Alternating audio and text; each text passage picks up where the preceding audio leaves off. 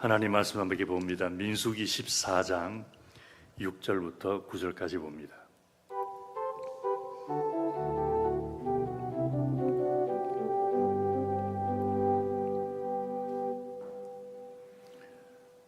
그 뜻을 좀 더 분명하게 하기 위해서 제가 약간 편집을 했습니다. 성경하고는 조금 다르지만 그 내용이 조금 더 정확하게 하기 위해서 편집했으니까 그렇게 해주시기 바랍니다. 같이 읽습니다. 시작.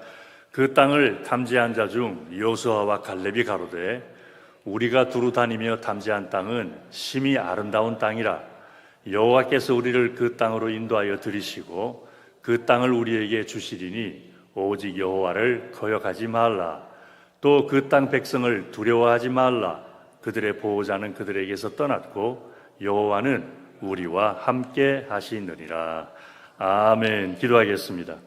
고마우신 아버지 감사드립니다. 오늘도 저희들의 마음을 성령으로 감동하여 주셔서 다른 그 어떤 것보다 주님 예배함을 먼저 행하게 하여 주옵시고 주님께 경배와 찬양을 드리며 내 삶의 참 구조가 되신 우리 주님을 향한 사랑과 감사와 헌신을 고백하게 하시니 감사를 드립니다.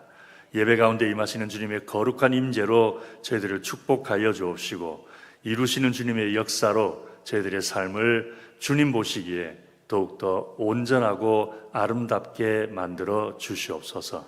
육신의 질병을 가지신 분들 오늘도 주님께 부르짖으며 기도합니다. 머리부터 발끝까지 나사렛 예수의 이름으로 고쳐 주시옵소서. 명하여 주시옵소서. 치유하여 주시옵소서. 선포하여 주시옵소서. 예수 이름으로 떠나가게 하여 주시옵소서. 삶 속에 많은 어려움과 해결되어야 할 문제들, 마음의 아픔으로 남아있고 아직도 실망과 염려와 근심과 두려움이 되는 일들을 이 시간 주님 앞에 내려놓습니다. 아버지께서 모든 걸 다 맡기라고 하신 대로 주께 맡기겠사오니 역사하여 주셔서 아버지의 영광을 나타내시옵소서. 주님 살아계심과 주를 믿는 자들을 축복하심을 누가 보더라도 분명히 알 수 있도록 성석의 성도님들의 삶 속에 역사하여 주옵시고 하나님의 살아계심을 기뻐하며 즐거워하며 소리쳐 외치며 찬양케 하여 주시옵소서. 이 시간도 주시는 말씀을 듣는 저희들의 마음을 기름지게 하여 주옵시고 이 말씀 때문에 아버지 하나님의 영광이 우리의 삶 속에 빛이 되게 하여 주시옵소서. 간절히 바라오며 예수님 이름으로 기도하옵나이다. 아멘. 할렐루야. 좋은 아침입니다. 옆 사람과 활짝 웃으며 크게 인사합니다. 좋은 아침입니다. 오늘도 함께 나누는 예배 속에 주님의 축복과 은혜가 넘치기를 주의 이름으로 축원합니다. 성경에 나오는 모든 사건들, 하나님의 역사하신 그 모든 사건들을 살펴보면 한 가지 공통적인 것이 있습니다. 그 많은 사건들 중에 세 가지 사건만 한번 좀 살펴보면서 말씀을 시작해 보겠습니다. 우선 여러 번 말씀드린 이스라엘의 출애굽 사건입니다. 이스라엘 백성들은 모세의 인도로 애굽을 나와서 홍해가에 진을 쳤는데 그때에 애굽 군대가 뒤따라오는 것을 경험을 하죠. 애굽 왕이 이스라엘 백성들을 다시 잡아오라고 애굽 군대장에게 명령을 내렸기 때문에 그렇습니다. 그 상황 속에서 이스라엘 백성들이 두려워하지 않을 수가 없어서 하나님 앞에 원망을 할 때에 모세가 이스라엘 백성들에게 이런 말을 한 것을 우리가 지난번에 살펴보았죠. 너희는 두려워하지 말고 가만히 서서 여호와께서 오늘 너희를 위하여 행하시는 구원을 보라. 이런 말씀을 하는데 이 말씀하시고 난 다음에 하나님은 홍해를 가르치고 이스라엘 백성들을 구원해 주십니다. 무슨 말이냐면은 어려운 위기를 만났을 때에 함께 하시는 여호와 하나님만 바라보라는 것입니다. 할렐루야. 여호와만 바라봐라. 두 번째 사건은 이스라엘이 가나안 땅에 정착한 후에 오랜 시간이 지난 후에 있었던 일입니다. 이스라엘 민족이 가나안 땅에 정착한 지 400년이 지나도록 왕이 없이 지냅니다. 그러다가 어려운 일이 생기면 하나님께서 한 인도자를 세워주셔서, 우리는 성경에는 사사라고 되어 있죠. 사사를 세워주셔서 이스라엘 민족을 그 어려움에서 구원을 해 주시는 일들이 400년 동안 계속해서 되풀이 됩니다. 그랬더니 이스라엘 백성들은 자기들도 왕이 있었으면 좋겠다. 이렇게 평소에 우리를 이끌어주고 우리를 지켜주고 우리를 인도해줄 왕이 있었으면 좋겠다라고 요구를 합니다.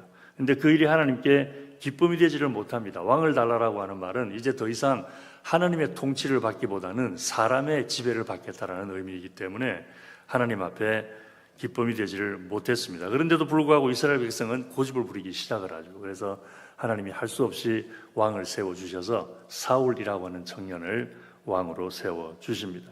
그렇지만 그 일로 인해서 이스라엘 백성들은 하나님 앞에 큰 죄를 짓게 되죠.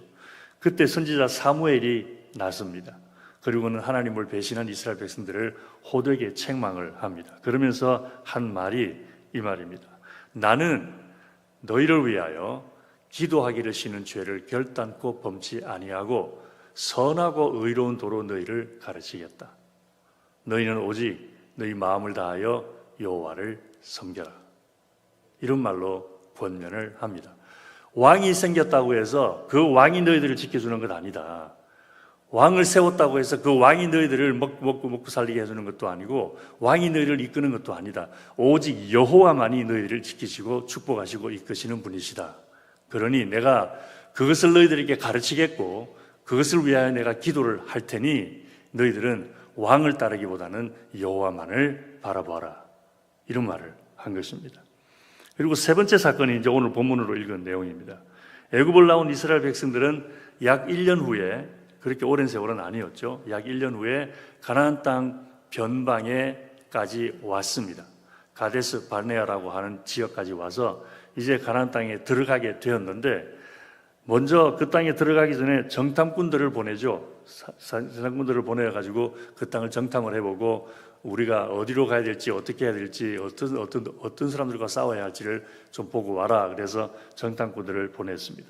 그랬더니 갔다 온 정탐꾼들이 두 가지를 보고를 합니다. 첫 번째는 가나안 땅이 기름진 것은 분명하다. 참 좋은 땅이다. 두 번째는 그렇지만 그 땅 사람들이 너무 무섭기 때문에 그 사람들하고 전쟁하면 우리 다 죽는다. 이렇게 두 가지 보고를 합니다. 그랬더니 이스라엘 백성들이 다시 모세를 원망을 하기 시작했다고 그랬죠. 그 중에 어떤 사람들은 차라리 애굽으로 다시 돌아가자, 가나안 땅에 들어가서 죽을 게 뭐냐, 애굽에 가서 노예 생활을 하더라도 살아남는 게 더 좋겠다 그러면서 원망에 원망을 퍼붓습니다. 그때 여호수아와 갈렙이 나서죠. 그리고 한 말이 오늘 읽은 본문입니다. 다시 한번 보면 이런 말을 했습니다. 그 땅을 탐지한 자 중 여호수아와 갈렙이 가로되 우리가 탐지한 땅은 심히 아름다운 땅이다. 그리고 여호와께서 그 땅을 우리로 인하여 인도하여 들이시고 그 땅을 우리에게 주실 거니까 여호와를 거역하지 말라. 그 땅 백성을 두려워하지도 말라. 그들의 보호자는 그들에게서 떠났고 그들의 신은 떠났다는 이야기죠. 여호와는 우리와 함께 하시느니라. 이렇게 말을 합니다. 이 말씀을 보면은 여호수아와 갈렙도 다른 정탐꾼들하고 첫 번째 두 가지 똑같은 이야기를 합니다. 근데 마지막 세 번째가 좀 다르죠. 가나안 땅은 무척 기름진 땅이다라는 말 분명히 이 갈렙과 여호수아도 동의를 합니다. 그리고 그 땅에 사는 사람들이 너무너무 무서운 사람들이기 때문에 전쟁을 하면 우리가 다 죽을 수도 있다. 동의를 합니다. 다 똑같다는 것을 합니다. 그런데 마지막 세 번째가 다른 정탐꾼들과는 완전히 다른 말을 하죠. 무슨 말을 했습니까? 정탐꾼들의 말이 맞다. 그 땅이 기름진 것도 사실이고 그 땅에 들어가면 우리가 다 죽을 수 있는 가능성이 있다는 것도 사실이다. 그렇지만 우리에게는 우리와 함께 하시는 여호와 하나님이 계신다. 할렐루야. 이것을 외친 것입니다. 놀랍게도 바로 이것이 예수 그리스도를 구주로 믿는 사람들과 믿지 않는 사람들의 가장 큰 차이입니다.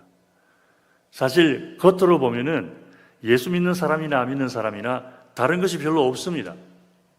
겉으로만 쳐다보면 그렇습니다. 예수 믿는 사람이나 믿지 않는 사람이나 똑같은 세상을 살아가니까 그렇습니다. 예수 믿는 사람이라고 해서 문제가 없는 세상을 살아가고 예수 안 믿는 사람이라고 해서 문제 많은 세상을 살아가는 것은 아니죠. 예수를 믿으나 믿지 않으나 똑같이 문제 많은 세상을 살아갑니다. 또 예수 믿는 사람이나 믿지 않는 사람이나 똑같은 인생을 살아갑니다. 좀 잘 살고 못 살고의 차이뿐이지 예수 믿는 사람이라고 해서 고통이 없는 인생을 살아가고 예수 안 믿는 사람이라고 해서 고통이 넘쳐나는 삶을 살아가는 것도 아닙니다. 예수 믿으나 믿지 않으나 인생 고통 겪을 것 다 겪습니다.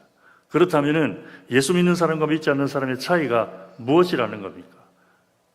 아주 큰 차이가 하나 있는 거죠. 조금 전에 말씀드린 것처럼 예수 믿지 않는 사람들은 인생의 아픔과 고통을 당할 때에 바라볼 것이 아무것도 없습니다. 그냥 인생의 아픔과 고통 그것밖에는 쳐다볼 것이 없습니다. 그러나 예수 그리스도를 믿는 여러분과 저는 인생의 아픔과 고통을 당할 때에 바라볼 수 있는 여호와 하나님이 계십니다. 할렐루야.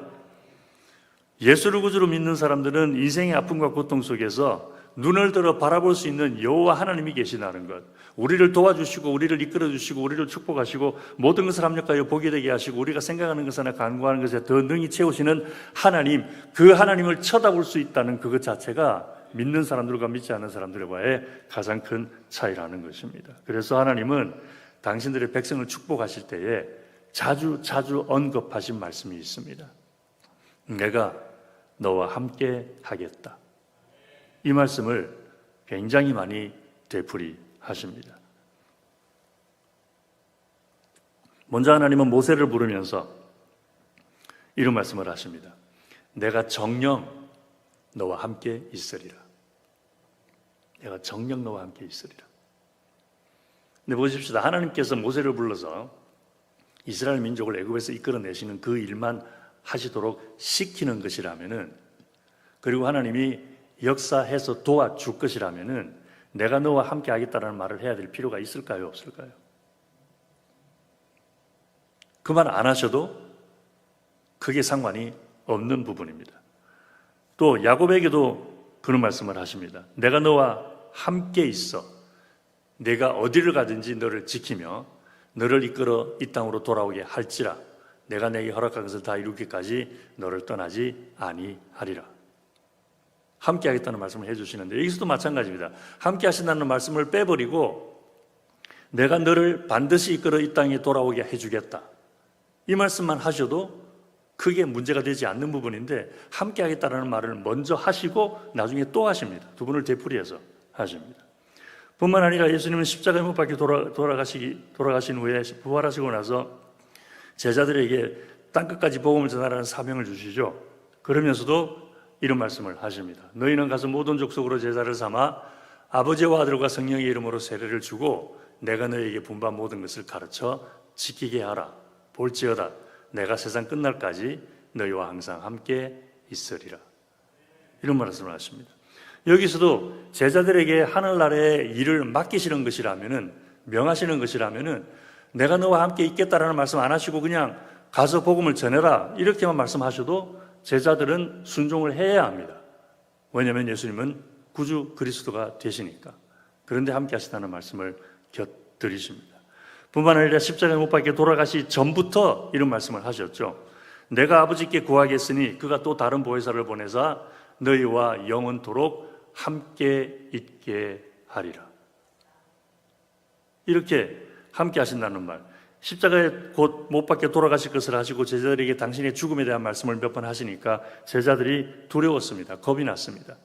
그래서 제자들에게 걱정하지 말라고, 내가 죽더라도 성령을 통하여 너희들과 함께 하겠다는 말씀을 해 주셨던 거죠. 이렇게 여러 가지 사건이 있을 때마다 하나님은 우리와 함께 하겠다라는 말씀을 계속해서 되풀이를 하면서 강조를 하십니다.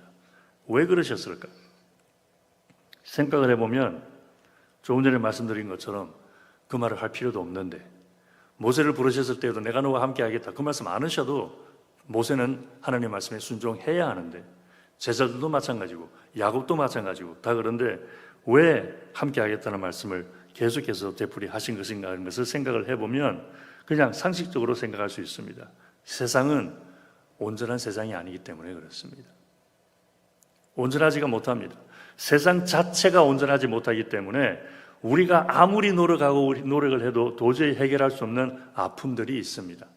인생 자체가 온전하지 못하기 때문에 아무리 힘을 쓰고 애를 써도 피할 수 없는 어려움과 고통이 있습니다. 그리고 그런 고통과 아픔은 공부를 많이 한다고 해결되지 않습니다. 재물을 많이 쌓아놓는다고 해결되지 않습니다. 경제적으로 부강한 나라가 된다고 해결되는 것도 아니고 새로운 지도자를 뽑아놨다고 해서 해결되는 것도 아닙니다. 참 우리나라 대통령들 불쌍해요. 진짜 불쌍해요. 대통령만 되고 나면 다 감옥에 들어가. 이번에 대통령 되신 분들은 또 어떻게 될지 모르겠어요. 백성들이 모두가 다 새로운 사람을 뽑아 놓으면은 더 잘 되지 않겠느냐라고 하는 그런 희망을 가지고 그런 기대를 가지고 뽑아 놓는데 이게 1년이 못 가요. 세상에 뭐를 아무리 노력을 해봐야 여러분과 우리 인생, 이 땅을 살아가는 모든 사람들의 인생은 절대 해결되지 않습니다. 그 고통은 여전히 찾아옵니다. 누가 대통령이 되어도 그 고통은 찾아오고, 나라 경제가 아무리 좋아져도 그 고통은 찾아오고, 자식들이 아무리 잘 돼도 그 고통은 찾아옵니다. 피할 수가 없습니다. 해결되지 않는 이유는 세상 자체가 온전하지 못하고 세상을 살아가는 우리가 온전하지 못하기 때문에 그런 것입니다. 그래서 인생은 온전하지 못한 자동차로 여행을 하는 것과 비슷한 것 같습니다. 자동차가 온전하지 못하면 여행을 하는 내내 불안해요. 집을 나서기 전부터 불안해요. 이 차 가지고 그렇게 여행 다녀올 수 있을까 걱정이 됩니다. 그러면 그런 자동차를 가지고 여행을 하는데 어떻게 하면 좀 마음 편하게 여행할 수 있을까요? 자동차를 바꾸면 되겠죠, 그죠? 그런데 바꿀 수 있는 상황이 아니지 않습니까? 인생을 살아가는데 우리 인생이 온전하지 못하다고 다른 인생으로 바꿀 수가 있나요? 세상을 살아가는데 이 세상이 온전하지 못하다고 다른 세상으로 바꿀 수가 있나요? 지도자는 바꿀 수 있지만 세상은 못 바꿉니다. 그런 것처럼 바꿀 수 없는 오래된 낡은 자동차를 가지고 먼 여행을 하기는 해야 되는데 안 할 수가 없는 여행인데 좀 더 편안하게 여행을 하려면 어떻게 하면 될까? 간단한 해답이 있기는 있습니다. 기술자를 데리고 가면 됩니다. 자동차를 잘 고치는 기술자를 데리고 가면 됩니다. 오래전에 실제로 그런 경험을 했습니다. 방글라데시 선교를 갔을 때인데 우리가 가야 했던 선교지가 비행기를 타고 내린 다카 비행장에서 버스를 타고 10시간을 더 가야 되는 시골이었습니다. 근데 선교팀도 숫자도 좀 있고 가져가야 할 짐도 있고 그래서 승용차로는 갈 수가 없어서 선교사님께서 버스를 한 대 대절을 하셨습니다. 그래서 저희들은 마음을 놓고 있었죠. 버스 대절했으니까 됐다. 그런데 가지고 온 버스를 보는 순간 모든 즐거움이 달아나 버렸습니다. 너무 낡은 버스였어요. 너무나 우리 한국 같았으면 이미 폐차시켰어요. 그런 버스를 가지고 온 거예요. 그래서 걱정이 되어가지고서 선교사님한테 선교사님이 괜찮겠냐고 10시간 갈 수 있겠냐고 그랬더니 괜찮습니다 그러는데 어떻게 괜찮냐고 알아봤더니 기술자를 데리고 간다는 거예요.